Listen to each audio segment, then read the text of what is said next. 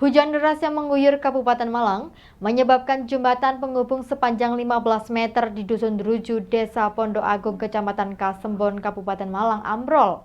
Ambrolnya jembatan ini membuat ribuan warga terisolasi. Jembatan penghubung dua desa di Kecamatan Kasembon, Kabupaten Malang ambrol diterjang banjir. Akibatnya sebanyak 7.450 jiwa terisolasi karena jembatan yang ambrol tersebut merupakan akses utama warga desa Pondok Agung menuju desa Kasembon, Kecamatan Kasembon. Menurut keterangan kepala desa setempat, peristiwa runtuhnya jembatan ini sekitar pukul 17.46 waktu Indonesia Barat. Jembatan sudah mulai miring dan sebagian ambrol pada pukul 17.49 waktu Indonesia Barat. Sebelum ambrol, aliran sungai di bawah jembatan itu meningkat karena hujan deras yang mengguyur. Peningkatan volume air itu menggerus pondasi jembatan sepanjang 15 meter. Agar warga setempat bisa beraktivitas, sementara TNI bersama Polri dan BPBD bersama warga setempat bergotong royong membuat jalan penghubung darurat yang hanya bisa dilalui kendaraan roda 2. Badan Penanggulangan Bencana Daerah Kabupaten Malang menjelaskan, pemerintah Kabupaten Malang sementara fokus membuat jalan darurat untuk kendaraan roda 2, agar roda perekonomian warga tidak terhenti. Jembatan ambruk ini kapan terjadi? Kemarin sore. Itu kenapa? Ya karena arus sungainya aja. Kalau jembatan ini menghubungkan mana dengan mana? Menghubungkan kecamatan Desa Pondok Agung sama Kecamatan Kasembon. Jembatan putus, ada nggak warga yang terisolir, Pak? Yang terisolir 8 dusun. 8 dusun Terisolir. tinggal 1 RT. Tinggal 1 RT. Itu berapa Kakak. kakak? Sekitar ya 2.000 lebih ya. Oh, ini satu-satunya akses jalan, Pak? Iya, kayaknya. Nggak ada lain, Pak? Nggak ada lain. Pak, kejadian seperti ini pernah terjadi atau enggak? Ya baru kali ini ya. Baru kali. Baru kali ini. Ini kan bangunan Belanda. Ada tambah sulam. Tambah sulam ya sedikit, tapi kan kita 97. Untuk rencana perbaikan jembatan tersebut membutuhkan proses tidak serta-merta langsung dilaksanakan dan membutuhkan anggaran. Sebelumnya, jembatan sepanjang 15 meter ini merupakan akses utama ribuan warga dari 9 dusun yang ada di Desa Pondok Agung, Kecamatan Kasembon. Sebelumnya, jembatan sepanjang 15 meter ini merupakan akses utama ribuan warga dari 9 dusun yang ada di Desa Pondok Agung, Kecamatan Kasembon. Ya, jadi gini, karena jembatan yang menuju Desa Pondok Agung, Kecamatan Kasembon ini terputus. Kalau roda 2 sudah ada jalan alternatif, namun kita berpikir agar kendaraan roda 4 ini bisa juga keluar dan masuk menuju Desa Pondok Agung. Maka kita carikan jalan alternatif yang tidak terlalu jauh, artinya cuma mungkin sekitar 100 atau mungkin 200 meter dari lokasi jembatan, sehingga perekonomian masyarakat bisa pulih sebagaimana biasa. Ini akan lebih ada percepatan kalau misalnya kita menggunakan jalan alternatif ini, gitu. Tinggal melebarkan aja, memakai lahan yang ada di sini. Itu tadi sudah koordinasi dengan Pak Kepala Desa, Musbika, itu diizinkan untuk dipakai, sehingga kendaraan roda 4 dalam waktu tidak terlalu lama akan bisa laku. Yanto Yanjung melaporkan. Hujan yang turun deras beberapa waktu lalu membawa material kayu besar sehingga merusak lahan pertanian di kawasan Ngantru, Kecamatan Ngantang, Kabupaten Malang. Tim SAR, TNI, Polri, BPBD, dan masyarakat melakukan pembersihan jalan dan pengangkatan material kayu. Beginilah pemandangan di sepanjang aliran Sungai Lahar di kawasan Desa Ngantru, Kecamatan Ngantang, Kabupaten Malang. Dampak dari hujan deras beberapa waktu yang lalu menyebabkan banjir dengan membawa puluhan atau bahkan ratusan meter kubik material kayu. Akibatnya, lahan pertanian milik warga tertimbun kayu bercampur lumpur akibat kayu gelondongan yang diduga dari Gunung Kelut terhalang jembatan, sehingga menumpuk bercampur lumpur.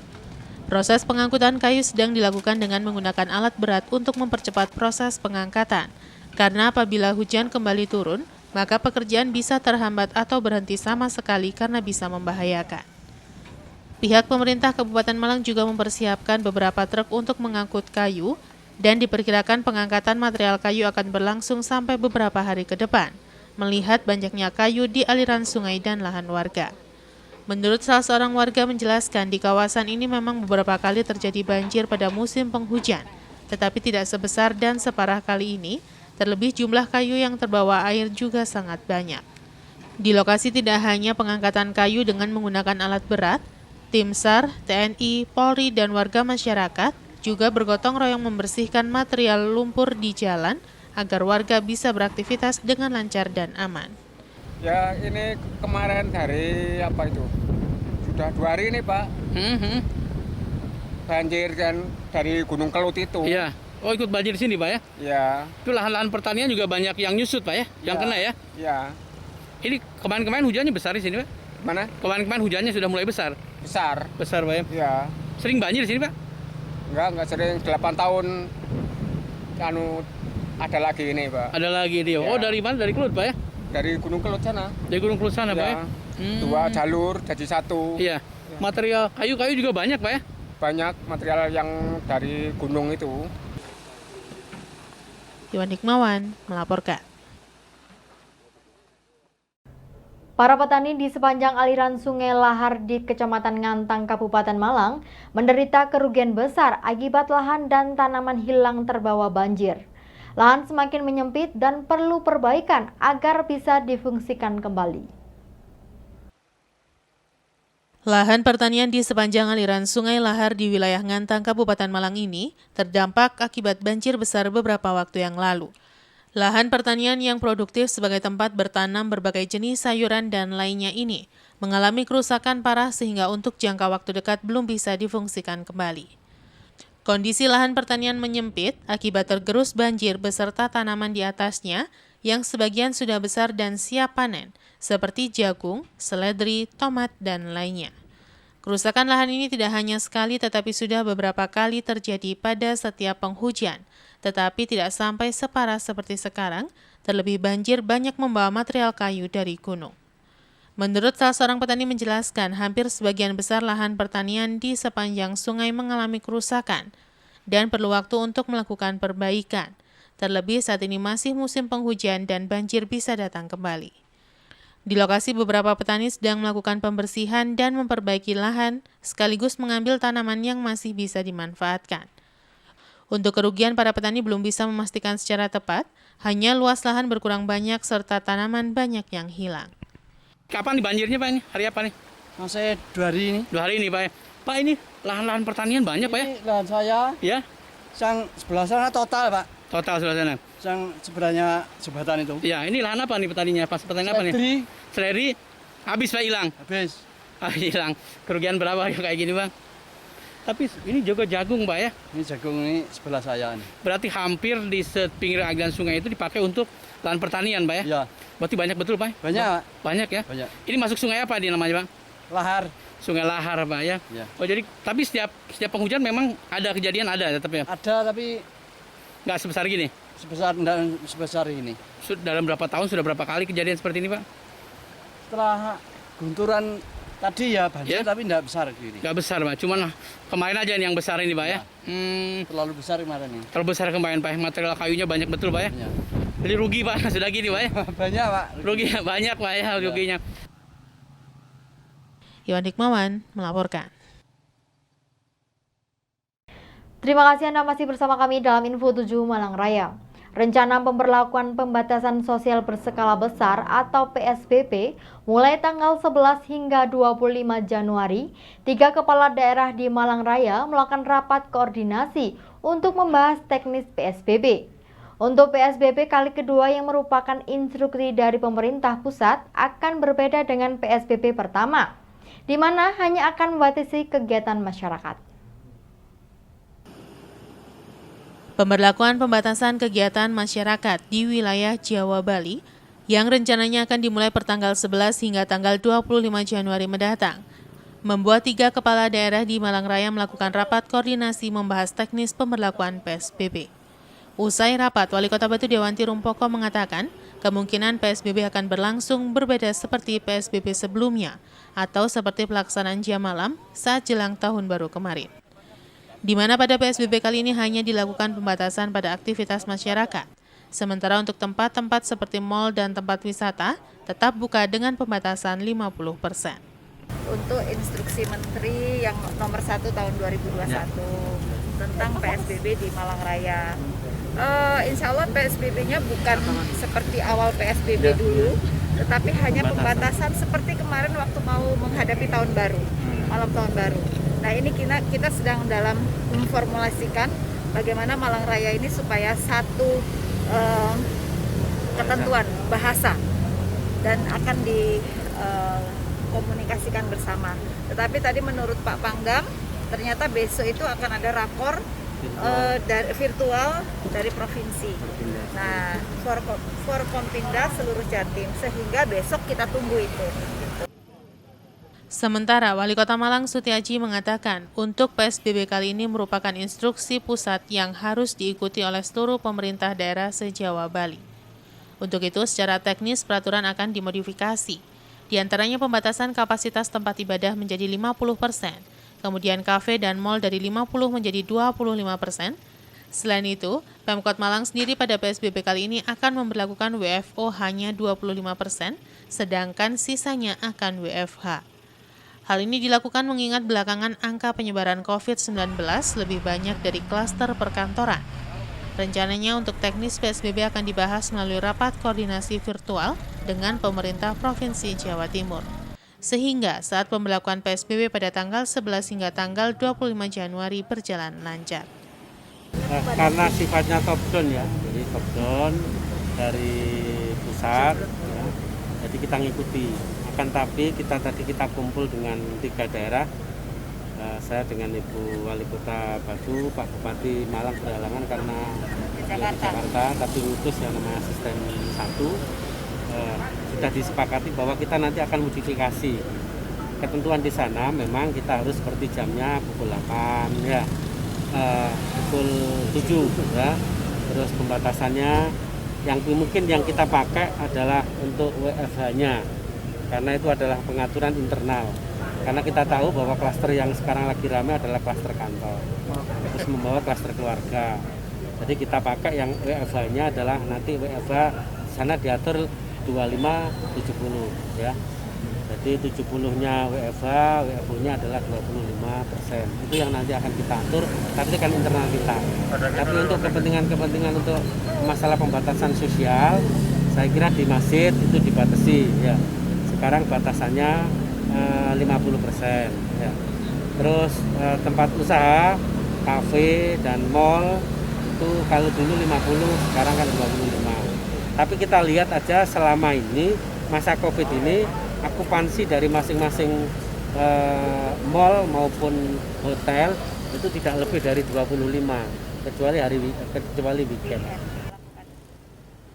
Simon Alfredo melaporkan.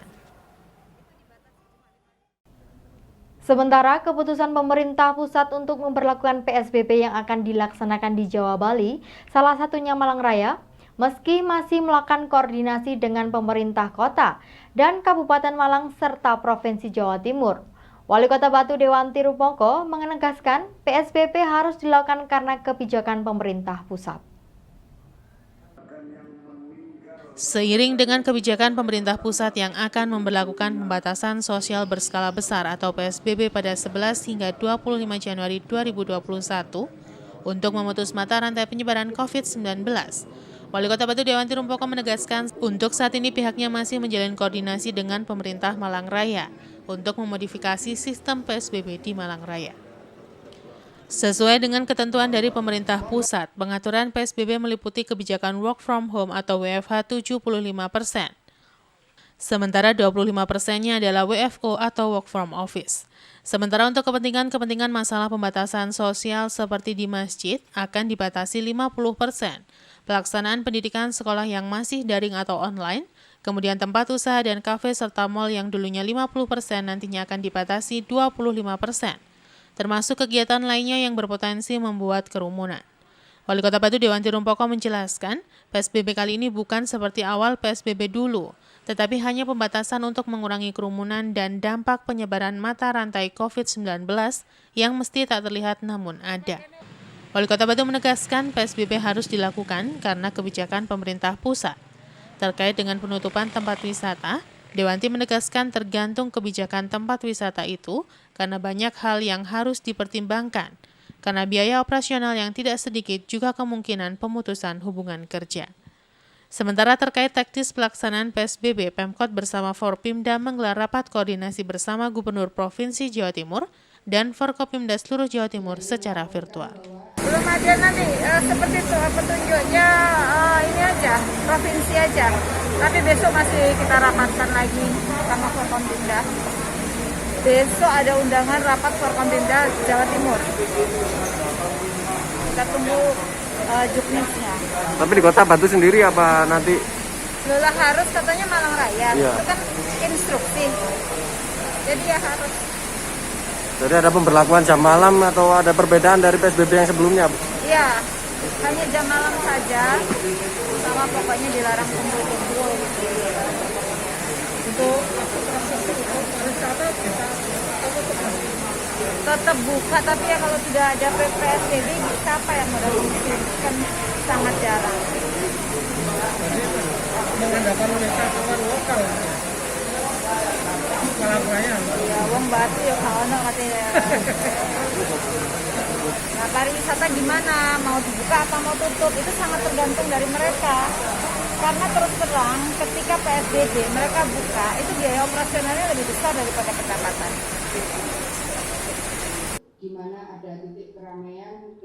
Yanto Yanjung melaporkan. Terima kasih Anda masih bersama kami dalam Info 7 Malang Raya. Angka kemiskinan di Kota Malang pada tahun 2020 mengalami peningkatan sebanyak 4,44%.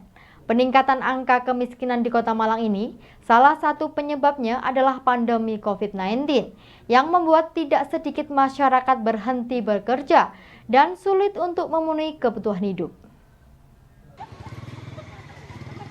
Dari hasil rilis yang dikeluarkan oleh Badan Pusat Statistik atau BPS Kota Malang pada tahun 2020, kemiskinan di Kota Malang meningkat sebanyak 4,44%. Angka kemiskinan ini meningkat dibanding tahun 2019 yang hanya 4,07%. Meningkatnya angka kemiskinan di Kota Malang ini salah satu penyebabnya yakni pandemi COVID-19 yang membuat sistem perekonomian terhenti dan tidak sedikit masyarakat yang berhenti bekerja serta sulit memenuhi kebutuhan hidupnya. Kepala BPS Kota Malang mengatakan, angka kemiskinan pada tahun 2020 sangat dipengaruhi oleh pandemi COVID-19, sehingga berdampak terhadap denyut perekonomian. Jika dikalkulasi, jumlah penduduk miskin di Kota Malang mencapai 38,77 ribu. Berdasarkan catatan BPS Kota Malang, penduduk miskin di Kota Malang pada tahun 2020 yang berusia di atas 15 tahun didominasi oleh penduduk dengan tingkat pendidikan lulus sekolah dasar dan sekolah menengah pertama. Sementara jika dilihat dari status pekerjaan, dari total penduduk miskin di Kota Malang yang sebanyak 38,77 ribu orang tersebut, sebanyak 34,26% bekerja pada sektor informal, 17,43% pada sektor formal, dan 48,31% tidak bekerja.